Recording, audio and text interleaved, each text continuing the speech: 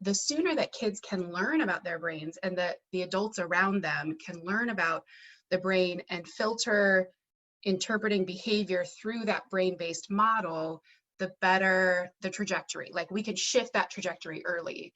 And from the mental health side of things, like I'm not a teacher in the classroom, and so I don't know pedagogy, and I don't know the best curriculum for X, Y, and Z, and all of those things. But I do know that all of those pieces will go better if we all know how our brains work and how our kids' brains work. This is your brain.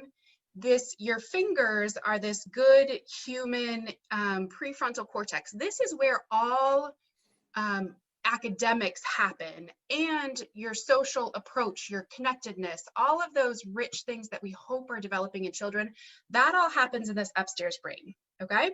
Your other operating system is your downstairs brain. It's your brain stem. It's your limbic system. It's really deep inside the brain.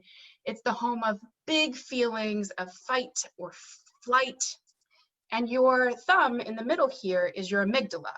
And your amygdala is this teeny tiny part of your brain deep inside that acts as the fire alarm. So it's well, the smoke detector, I guess. And for some kids, it functions really well, and it just goes off when there really is a fire and they really need that downstairs brain fight, flight, freeze involved. For most of us, though, we have to work on our amygdalas a little bit. We get false alarms. We get cranky about things that really aren't a big deal.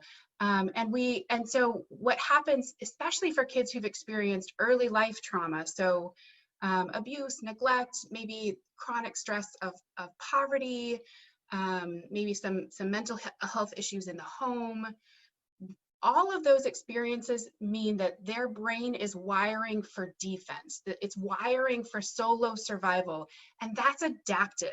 That's actually a really protective thing that our brains do.